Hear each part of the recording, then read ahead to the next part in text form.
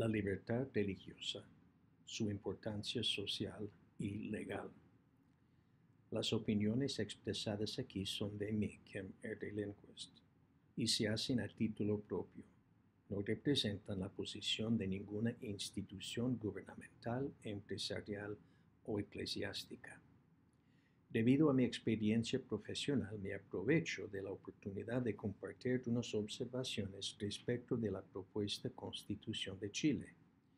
Su formulación, su debate y su valoración constituyen un fenómeno social extraordinario en estos tiempos modernos.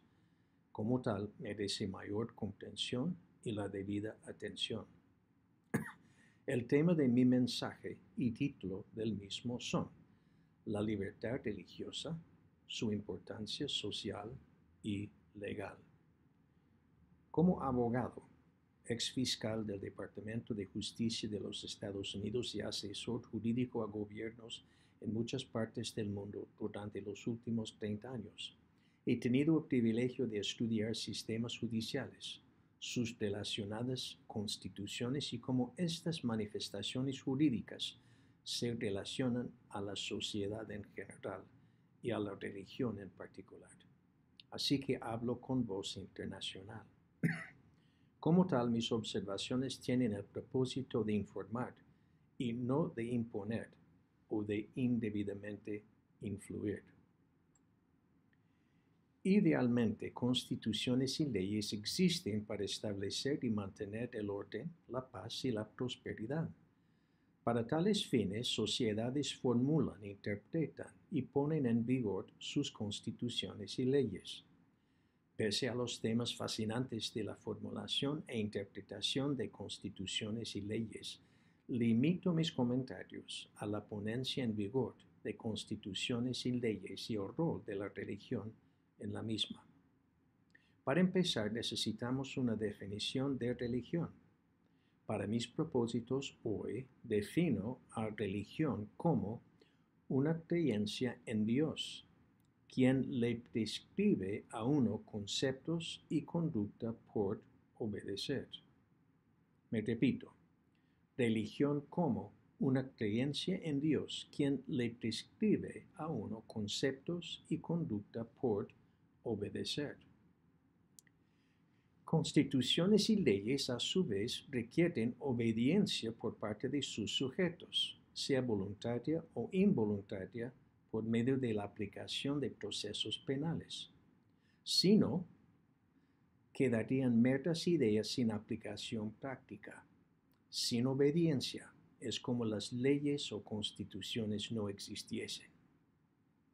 Una verdad destacada de mi experiencia internacional es que frente a una delincuencia generalizada y penetrante, no hay país, por rico que sea, que tenga los recursos físicos o humanos suficientes para debidamente atender a todos los delitos que se cometen dentro de sus fronteras.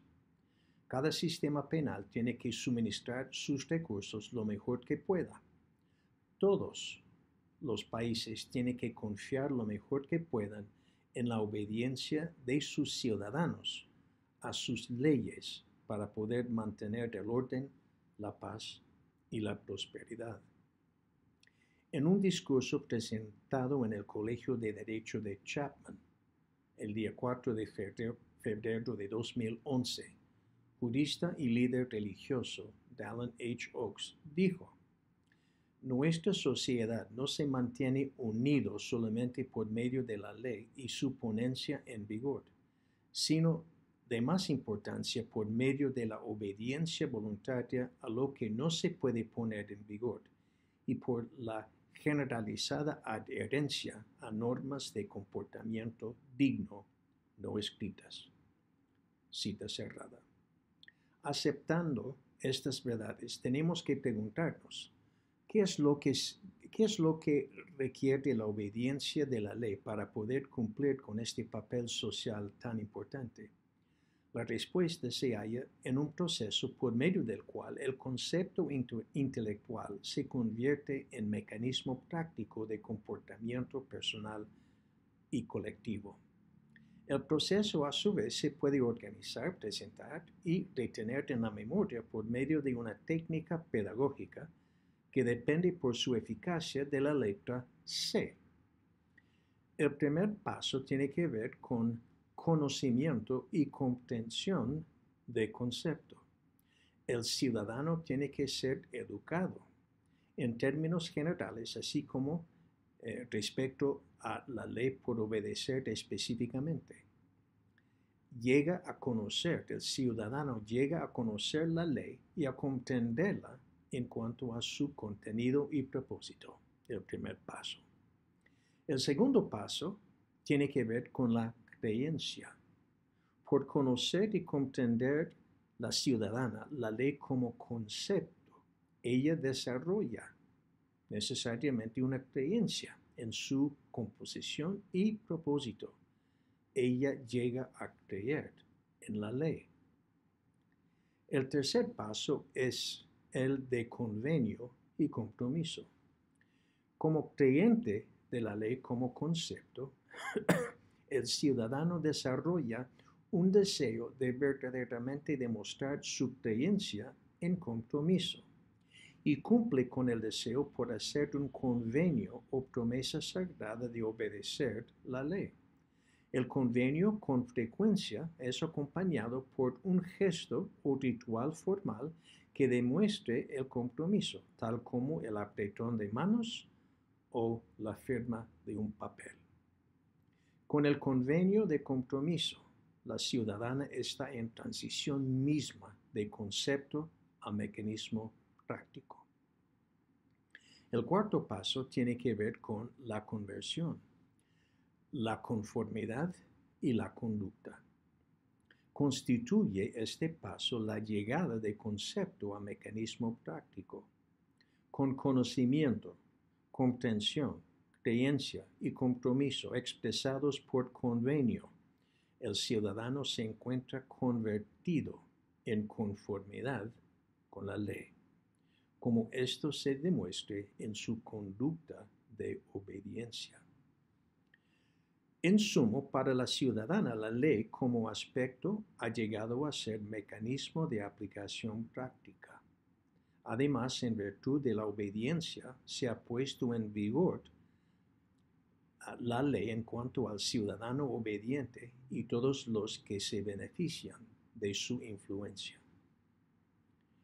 Este formato o paradigma de la obediencia civil, a su vez, revela el valor imprescindible de la religión en la sociedad.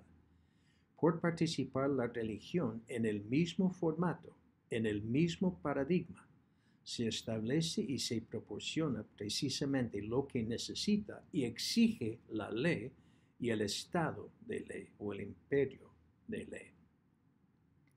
En proceder, es útil recordarnos de la definición de religión como, una vez más, una creencia en un Dios que le prescribe a uno conceptos y conducta por obedecer. El primer paso religioso tiene que ver con también conocimiento y comprensión de concepto. El aspirante religioso tiene que ser educado en términos generales, así como respecto a la ley de Dios por obedecer específicamente. Llega a conocer tal ley y, por medio del estudio, a comprenderla en cuanto a su contenido y propósito. El primer paso. El segundo paso religioso tiene que ver con también la creencia. Por conocer y comprender la aspirante la ley de Dios como concepto, ella desarrolla una creencia en su composición y propósito. Ella forma un testimonio de la ley. El tercer paso religioso es el de convenio y compromiso. Como creyente ahora de la ley, como concepto, el aspirante desarrolla un deseo de verdaderamente demostrar su creencia en compromiso y cumple con el deseo por hacer un convenio o una promesa sagrada de obedecer la ley de Dios. El convenio con frecuencia es acompañado por un gesto o rito formal que demuestre el compromiso, tal como el bautismo, la peregrinación a Meca o haciendo la señal de la cruz. Con el convenio de compromiso, el aspirante está en pura transición de concepto a mecanismo práctico. Y el cuarto y último paso religioso tiene que ver con la conversión, la conformidad y la conducta. Este paso constituye, como en el contexto civil, la llegada de concepto a mecanismo práctico. Con conocimiento, comprensión, creencia y compromiso expresados por convenio, el aspirante se encuentra verdaderamente convertido en conformidad con la ley de Dios, como esto se demuestra en su conducta de obediencia. Y por conformarse a la ley de Dios, se conforma al ser de Dios, incluso con respecto de la obediencia a la ley. Para la conversa, la ley como concepto ha llegado a ser mecanismo de aplicación práctica. Además, en virtud de la obediencia, se ha puesto en vigor la ley de Dios en cuanto al converso obediente y todos los que se benefician de su influencia. Así que vemos cómo la religión proporciona precisamente lo que la ley requiere en términos sociales. Y agrego aquí, según mi experiencia en muchos países y culturas, cómo estas verdades se manifiestan entre toda clase de cultura y todo sistema de ley. En un discurso titulado La fe, la familia y la libertad religiosa, Jeffrey R. Holland hizo referencia a las palabras de otras personas en confirmar lo que acabo de decir. Él dijo: Clayton Christensen, profesor distinguido de la Escuela de Negocios de Harvard, dijo en parte pertinente, y esto citando a Clayton Christensen: aprendí la importancia de la religión en la sociedad en una conversación con un economista marxista de la China, quien había venido a Estados Unidos para estudiar la democracia y el capitalismo. Le pregunté a mi amigo si había aprendido algo sorprendente a raíz de sus estudios. Su respuesta fue inmediata. No tenía idea alguna de la importancia de la religión en el funcionamiento de una democracia y del capitalismo. Él continuó: en su pasado, la mayoría de los americanos, aquí es el erudito de China está hablando de los Estados Unidos. En su pasado, la mayoría de los americanos asistían cada semana a la iglesia o sinagoga. Estas son instituciones que la gente respeta. Estando allí, de su juventud, se le enseña a uno que debe obedecer la ley voluntariamente, que debe respetar los bienes de otros y no robarlos. Se le enseña nunca mentir. Los americanos seguían estas reglas porque creían que aun si la policía no los agarrara cuando violaban la ley, Dios sí los agarraría. La democracia funciona porque la mayoría de la gente en la mayoría de las veces obedecen la ley. Y continuando, se puede decir lo mismo del capitalismo. Funciona porque los americanos han sido enseñados en sus iglesias que deberán cumplir con sus promesas y no mentir. El capitalismo funciona porque la mayoría de la gente cumple con sus promesas.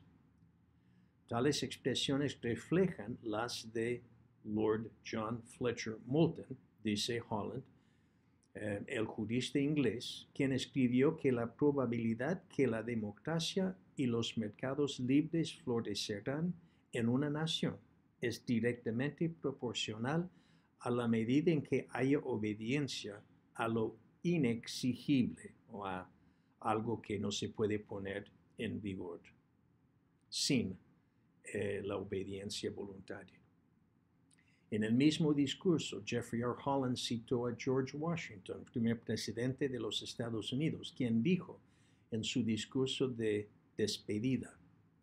De todas las disposiciones y hábitos que conducen a la prosperidad política, la religión y la moralidad son indispensables.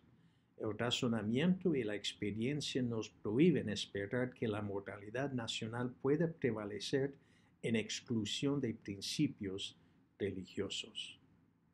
Cita cerrada. Holland da clausura a su discurso diciendo: hace mucho tiempo que se dijo que los americanos combinan tan íntimamente en sus mentes los principios de la religión y de la libertad que es imposible obligarles a concebir de una sin la otra. Y Holland agrega que así será para siempre. La pregunta ante los norteamericanos es si están dispuestos y capaces de retener la libertad religiosa ya otorgada constitucionalmente o no. La pregunta ante los chilenos es si la propuesta constitución les otorgará la libertad religiosa en la primera instancia. Muchas gracias.